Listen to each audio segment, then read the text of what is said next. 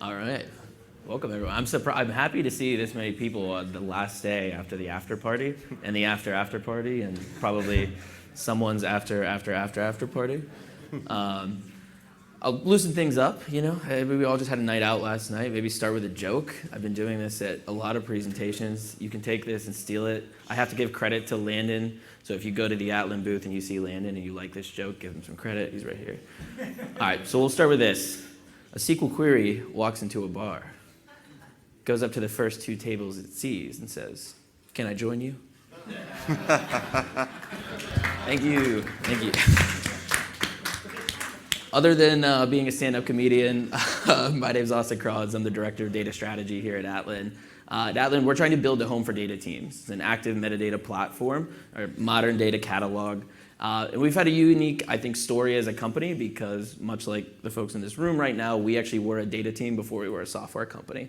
And so we have lived probably what you're experiencing or have experienced, which is as a data team, every day can be chaos, right? You wake up to X amount of Slack messages wondering, where is this data? Why is my dashboard broken? What does that metric even mean? The list goes on. And so in going through all of these experiences as a data team ourselves, we decided to build a solution for us that worked. And the problem was when we went out into the market and to look at what is out there, what can help us answer this. I think the state of metadata management tools and data cataloging was quite passive, meaning whenever we went and looked at the market, tools tend to be closed off, meaning if we wanted to extend the platform, it was kind of like building around the tool instead of building with the tool. It was siloed, meaning you might have a data dictionary that the data engineering team is using, and somewhere in the business is an Excel file or a Google sheet that has business metrics, and never the two shall meet. So if you change one thing on the physical asset, it doesn't update on the business glossary. And I think these silos end up just emerging. And even if you were purchasing a tool that was meant to break silos just became yet another silo. And lastly, it was manual. Data's accelerating. Everyone's going through or has gone through digital transformation. There's more data use cases. There's more data, and there's more people involved in data than ever before. Data scientists, analytics engineers, data engineers, cloud architects, et cetera. The list goes on.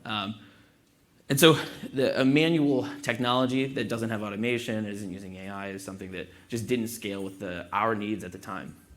And so our vision for where do we want to go is how can we go from passive use of metadata and just collecting metadata and having it sit somewhere to this more activated experience. So we wanted to go from a siloed to a connected experience. If I'm a business user or business analyst sitting in a dashboard, why would I ever ask that user to then go log into a data catalog just to figure out what their metrics on the dashboard means? We will put the Chrome extension and all the context directly in the BI dashboard. We'll integrate directly with Slack. You can search for things in Slack. You can use the workflows that you're already in and day out, rather than having to insert some tool and technology into your day-to-day that is yet another step for you. And I think if you've ever tried to get a user to log in, or if you've said they'll probably click this link, they won't. All right, so embed it directly into the workflow that they already have. We wanted to go from closed to extensible, building a completely API-based platform, meaning if I have a use case that is beyond what the technology has out of the box, how can I just programmatically include that into the tool? We have a lot of customers integrating all their data quality tools, data observability. All of this is just additional metadata that would help personas add context to their questions. So natively integrating into the tools that you're using and connecting and surfacing that metadata. And lastly, becoming a more automation first. So automation, I think, comes in different stages, right? There's how do we go from doing everything manually to doing everything manually faster? And then how can we automate those processes after that? So we'll have rule-based automation and playbooks that can help you bulk update assets, descriptions, et cetera. And of course, we're exploring with Atlan AI and AI features where we'll automate the description for you. We'll suggest README files, column descriptions, table descriptions, or even query the data in natural language. So this is our vision of the space. We like to think we've made some progress in having some success in this. We're recognized as a top-right leader in enterprise data catalogs for data ops at Forrester. We've been featured in a number of Gartner research, and I have a G2 leader here. We actually just this week became a leader in 5 different categories in G2. And I think that's the most exciting one for me as an employee of Atlan, because that's completely customer driven. that's our customers going out and saying that they like the experience of the product, that they like how it supports data governance and our impact that they're having on the data teams. And with that, I think I can stop talking and hand it over to Sean Rober, one of our customers, to tell his story about DBT and Atlan and their journey. So, sure. Thanks, Sean. Sounds good. Hey, everyone. How's it going? As Austin said, I'm Sean Rober. I'm the head of data at Avenue One. Many of you may not have heard of Avenue One. I won't repeat the whole beautiful description here, but we're essentially a property technology and investment services platform in the single-family residential space. We work on the full cycle of the transaction in terms of identifying, acquiring, improving, managing, and brokering residential deals. It's a very dynamic space. There's lots of opportunity for innovation and revolution in the space, and we're very excited for where we're going. We are not a fund. We're just a full suite of services and brokerage platform. And now when we go through the typical slides on the org, the data team sits within engineering. We're split between data engineering and analytics engineering, alongside all our great product and software engineering counterparts. But where I think the journey with DBT and Atlan comes into place is this constant dialogue on prioritization with the business lines, really thinking through how can we best serve the needs of the users and the needs of the organization and truly democratize data. What you won't see here is a BI team. We've tried to self-service BI to the greatest extent possible and really leverage this modern data stack concept with the concept of self-service analytics. And now here's a tiny view of our stack, but I like this view because it kind of shows how our operational processes relate to the data we're using. We have a data warehouse, but what's the point of the data warehouse? It takes this data from deals we source through underwriting, transaction management, renovation, property management, and it synthesizes all this within this data lake, or data lake house, I guess is what's in vogue now. But and then we have DBT and Atlan, which I'll get to in a second, and BI tools that help us along the way, kind of truly democratize data to the user base. And the reason I really like the slide is it actually shows the business and not just all the vendors you see in the expo over there, but it focuses on what are we actually doing to achieve success for the business and for our key stakeholders. So can't talk at Coalesce without mentioning DBT, right? So when I came in, we built up a pretty robust DBT platform, migrated over a bunch of stored procedures from other database tools, and I think we got into a pretty good feedback loop with users of the BI tooling on iterating on logic, stitching all these models together. But as many of you know, at some point, this constant iteration and feedback loop results in hundreds of DBT models and this spaghetti string of DAGs. And you're wondering, okay, how do we have DBT docs, which is great, and all the announcements this week about that are great, but how do we actually make this usable for our end users? How do we actually make this more tactile to them? And so the question was, do we need some sort of tool to help this? We tried showing them GitHub. We tried giving them read-only access to DBT Cloud Docs, but it just wasn't hitting, And you can show them all the YAML you want with definitions, but it just doesn't quite bring the point home in terms of what it means for their day-to-day, financial reports, transaction reports, et cetera. So that's where we come to, do we need a data catalog? Classic step in the evolution of a data team and an organization.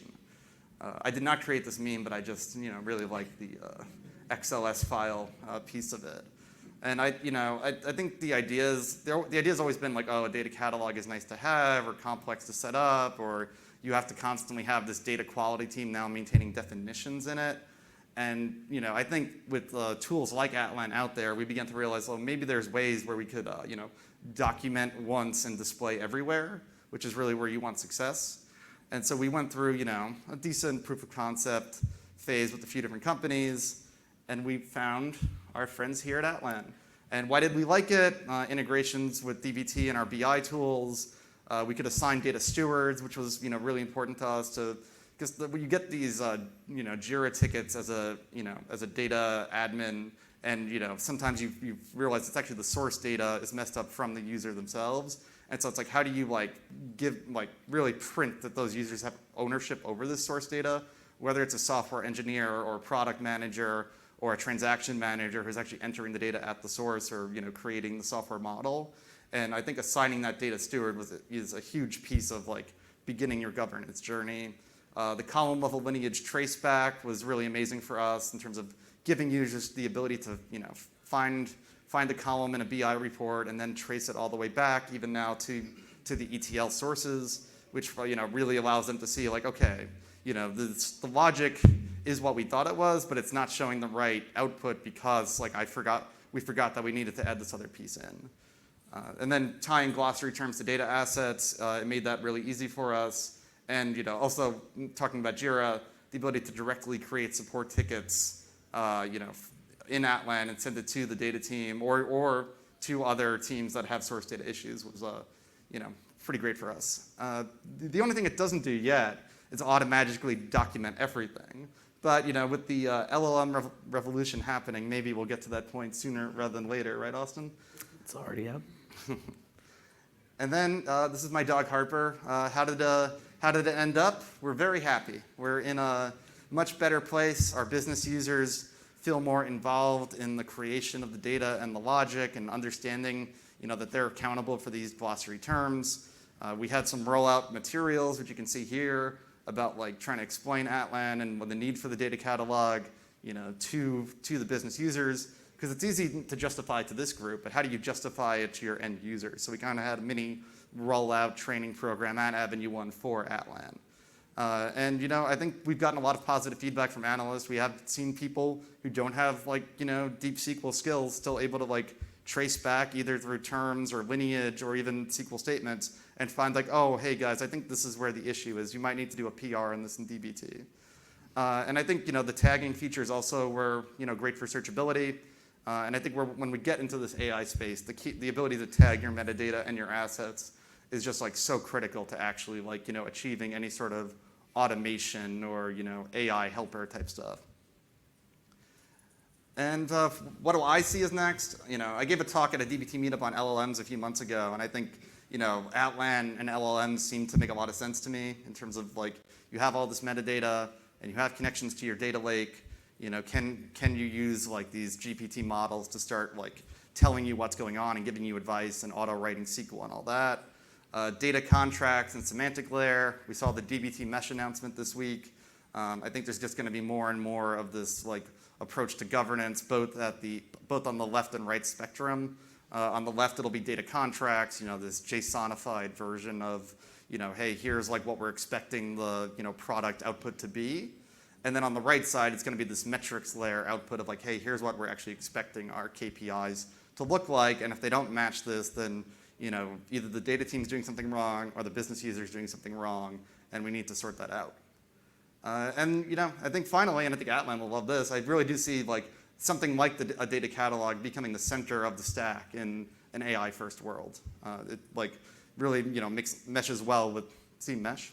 Get the pun? Meshes well with the the idea of a semantic layer, meshes well with the way that LLMs work and the way they need to interpret data. I am not an AI engineer though, so I can't answer any questions beyond that.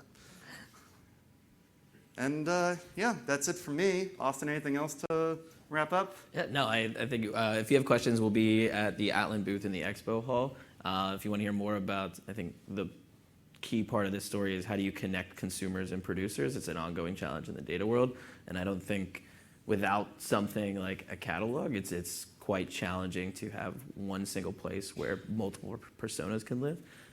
So happy to chat more about that, and we'll hang around here if anyone has any questions for Sean or myself. Sounds good. Thanks everyone. Really appreciate it.